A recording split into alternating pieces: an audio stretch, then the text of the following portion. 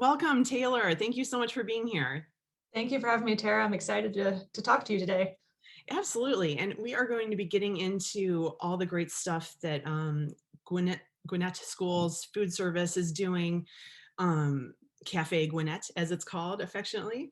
But first, I wanted to kind of get more in depth about your origin story, about how you got into what you're doing. You have culinary training, you're a chef, but then you decided to do more and became a dietitian. So tell us about that. Yeah, so food has always been something that's super important in my life. My dad's mom was the best home cook, and I know everyone would be like, "Oh, my grandmother's the best home cook," but she seriously was.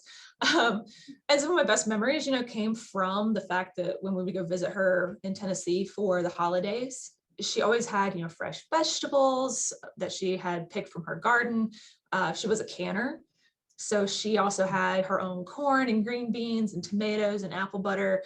And so those items are still like imprinted in my memory. Like I can still taste all of them. And so when I grew up, I loved the food aspect. I loved how that was like our community, our what brought us together. And I was also enthralled with the whole rock star lifestyle as well. And it looked like chefs led kind of a interesting rock star lifestyle. And so I went into the culinary field and I went to Le Cordon Bleu. I got my associates in culinary arts from the location that was here in Atlanta. And I decided that, I really enjoyed what I lovingly called the organized chaos of a Oh, kitchen. hmm. Um, and so from there, I worked in various settings and then eventually went back to school to become a registered dietitian to get my master's from Georgia State, which has actually really helped a lot in my field with the school system because having both my culinary degree and the dietetics degree, I'm able to navigate the regulations that we have to contend with along with our students. Because students nowadays, they have an ever evolving, very adventurous palate that we have to, account for and to make things, exciting for them. It's true. And having those two things come together, the nutrition of it and the tasting good part of it, which is the chef training. And sometimes those things are at odds, but I feel like as time goes on, they're getting closer and closer. And it's like when you feel good about the food, you definitely are going to be enjoying it more too. And now I'm not a numbers person, but I feel like we must recognize this. Cafe Gwinnett has served 100,000 meals just this summer already, breakfast and lunch for the kids. And then this year, you guys, this is just unbelievable. 18 million, and it's just like, it's so staggering. 18,162,460 meals during the last school year. And this Yes. was during the pandemic. What was the whole experience like for you and your team? What's been happening? So, I mean, it was a whirlwind. It was a whirlwind for everybody trying to navigate the different serving models, trying to figure out how do we do this safely, not only for our students, but for our staff as well, Right. and for their families that they have at home. What really helped us was we started off slow.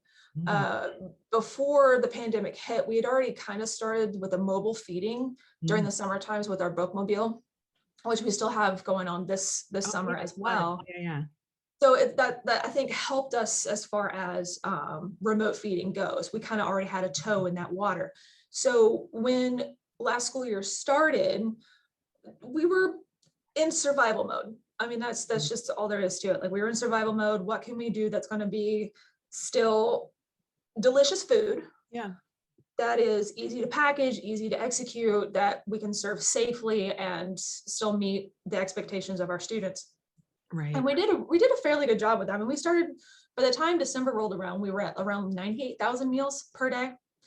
And then we started hearing actually from our managers that our students were wanting more and they were wanting to do more for the students. They were wanting more variety. Okay. Okay, not a big deal. Yeah. So we expanded our menu. And so when we expanded our menu and started offering more choices and the managers started to just go that extra mile to make sure that our students had what it was that they were craving, Mhm. that's when we saw those numbers climb to about 135,000 meals per day Wow. across the district. And that was in person, that was curbside and buses. Oh, yeah. And so that was really really awesome to see. And, our managers are the rock stars. I mean, they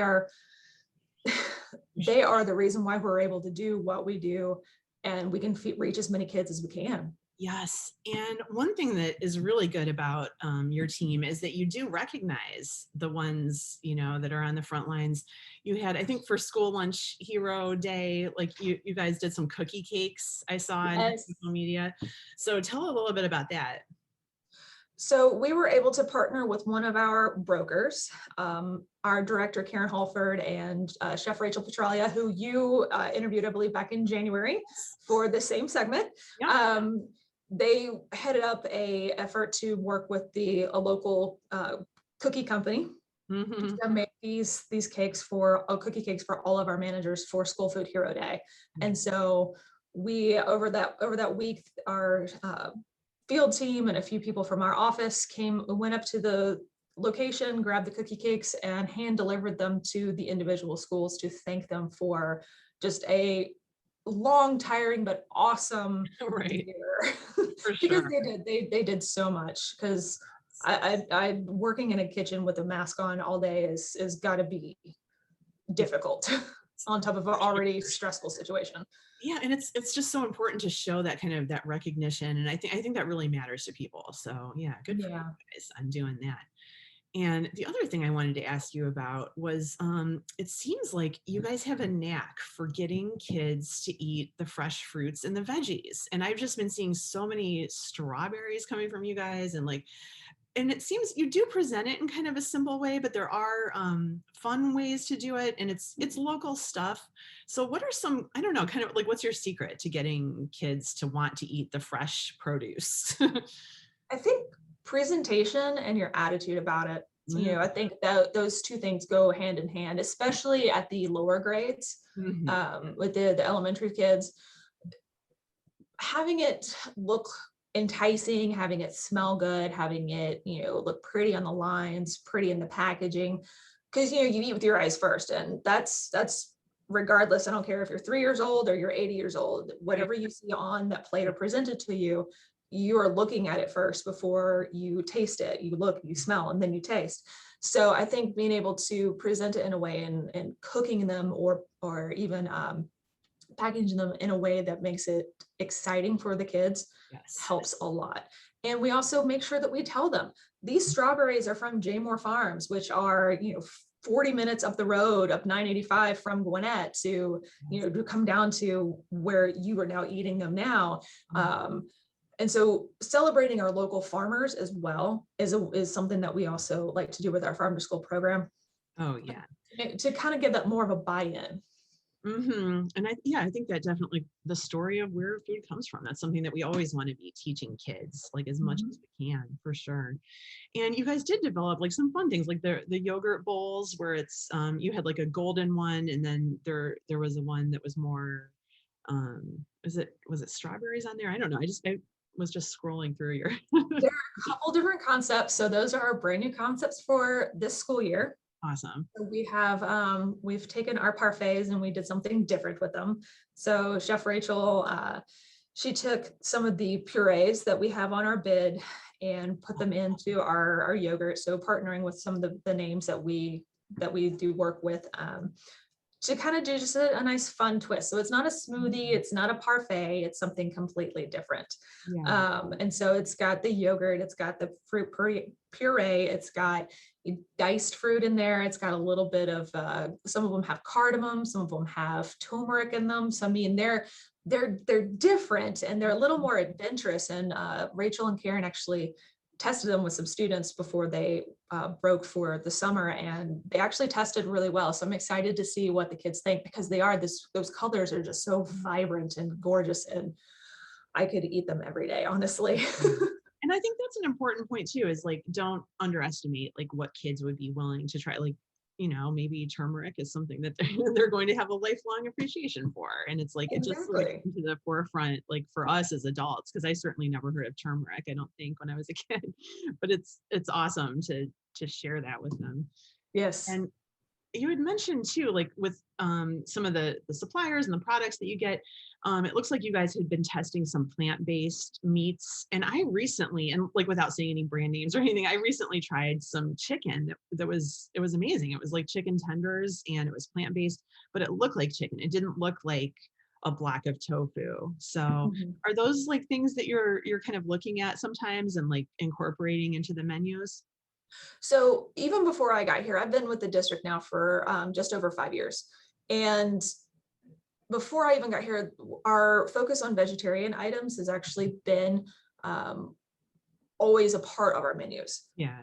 So we have a very diverse population of students. We are the largest district in Georgia, Oh, and wow. we are, I believe, the 12th largest in the nation. Yes. So that Big. accounts for a lot of diversity and a lot of Mhm. different Yeah. eating patterns and a lot of different just Factors. right. Mhm. So we have that vegetarian because we're able to do it again within the regulations to be able to accommodate for those food preferences. So we've done a lot of, the chicken patties that aren't chicken patties, the chicken Mhm. nuggets that aren't chicken nuggets, the burgers that aren't actually like cow burgers. So Right. we've done a lot of those, and we actually sell quite a few because those students are looking for that. And that was also part of our menu refresh when we did that in the spring, was again to help accommodate for those students, because we were hearing from the students and from their parents that they wanted more vegetarian items available to them, Yeah. hot options that were available as well. I was sure, no problem, because Yeah. that is part of what we want to do, is make sure that we're giving them what they want. Right, right. And that's empowering for them too, to say, I want to be a vegetarian. Maybe even if it doesn't last forever. Or and then of course like people for like bigger like religious reasons who don't want Mhm. to have the meat that day or whatever it may be. That's so awesome to serve, just to have that option. I think it's Exactly. cool. And something that's appealing also. And you guys are masters of breakfast. I just wanted to mention the biscuits that you guys did that look amazing. I mean, and that's obviously a Southern thing, biscuits, right? Like that's like people have such strong opinions about it. Like, do you have kind of a stance on biscuits or I love biscuits.